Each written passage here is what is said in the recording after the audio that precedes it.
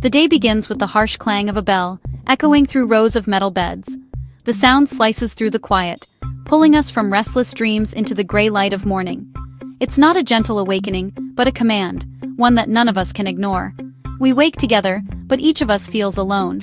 Even surrounded by so many others, the space between us is filled with silence and longing. The comfort of a friend's whisper or a parent's touch is something we only remember or imagine. No gentle voices, no family warmth, just the cold air of the dormitory. The walls are bare, the beds identical, and the only sound is the shuffle of feet on the hard floor. The morning chill seeps into our bones, reminding us that comfort is a rare thing here. We dress in identical uniforms, our differences hidden beneath faded fabric.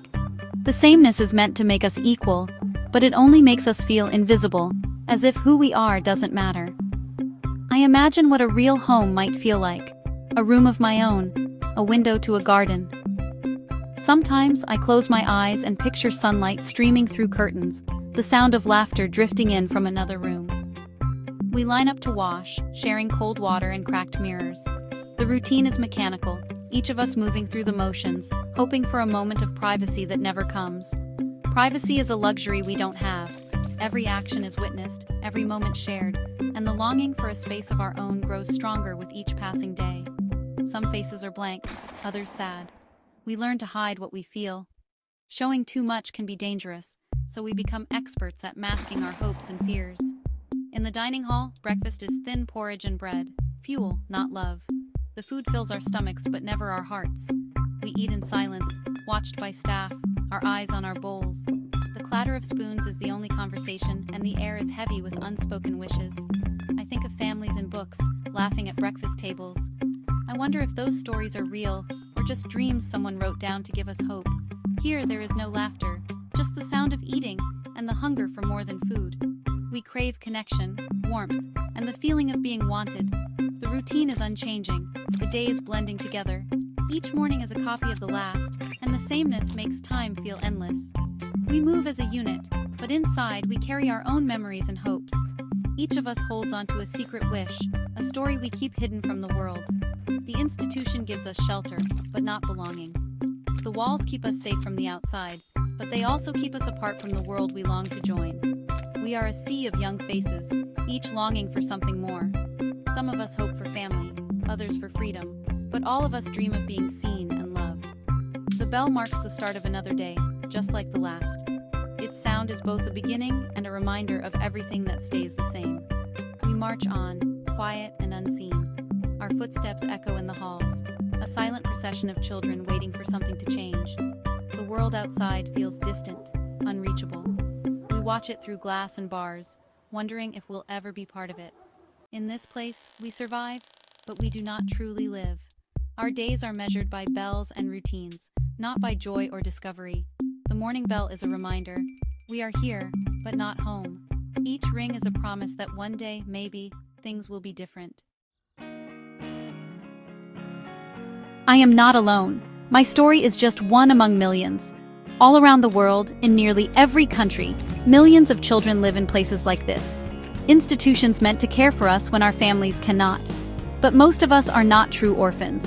In fact, over 80% of children in orphanages have at least one living parent, and many of us dream of being reunited with our families. We are here because our families can't care for us. Poverty, illness, or crisis forced us apart. Sometimes it's a single event that changes everything. Many parents believe an orphanage offers safety, food, or education. They make this desperate choice out of love, hoping it will give us a better future, even if it means separation. But this system, instead of helping, often breaks families apart and leaves us longing for the comfort of home. The real problem isn't that there aren't enough homes for children. It's that families in crisis don't get the support they need to stay together and overcome their struggles. If my parents had help, someone to guide them, or a community to lean on, maybe I'd be with them now, instead of missing them every day. Here, we are fed and sheltered, but we grow up disconnected from the love, guidance, and sense of belonging that only a family can truly give. We are waiting, hoping for a world where families can stay together. The road to an orphanage is rarely simple. It's paved with hardship and tough choices. Poverty is the most common reason. Parents send us here hoping we'll be safe, fed, and educated.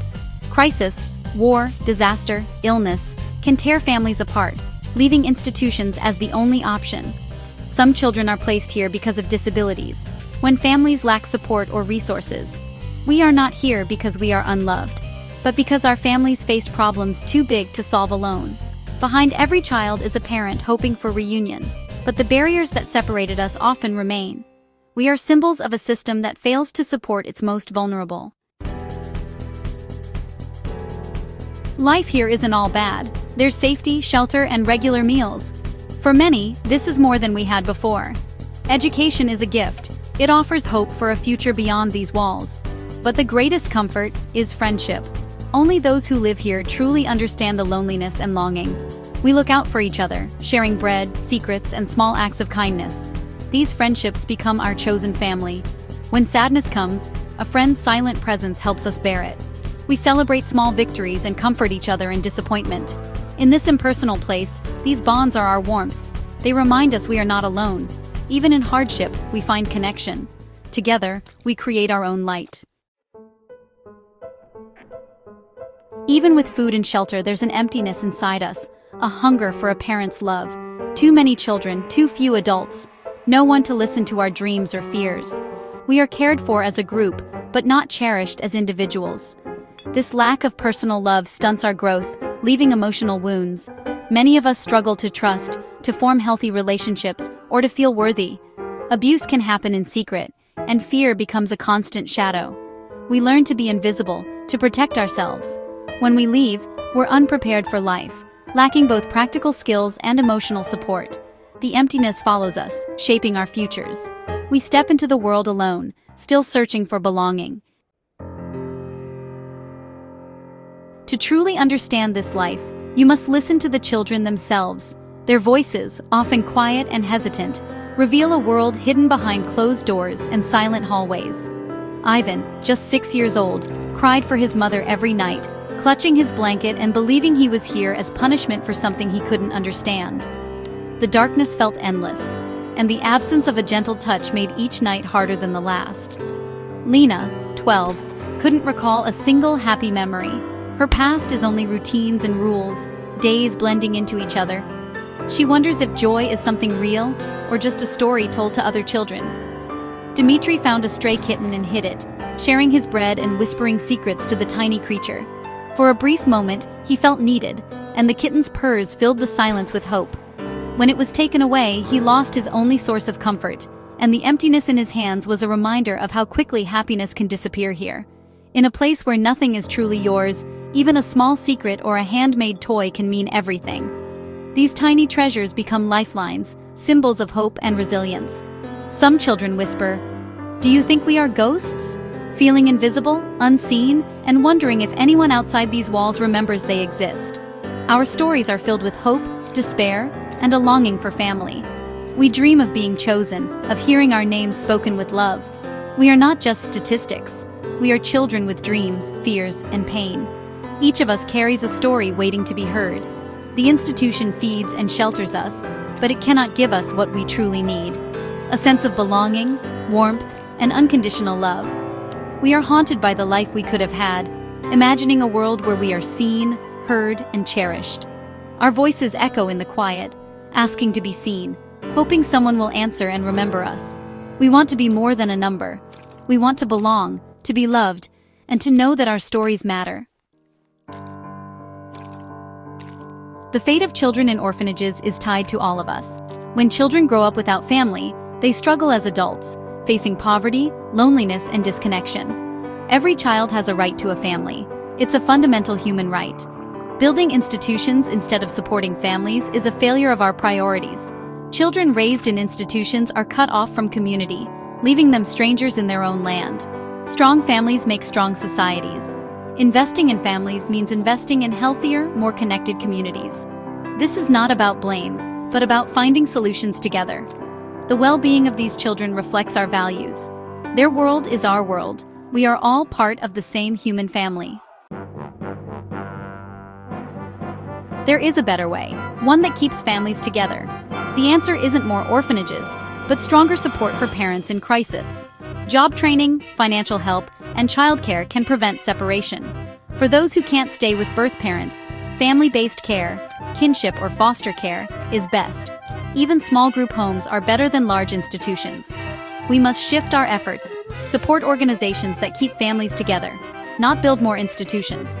Deinstitutionalization is happening, but it needs more support.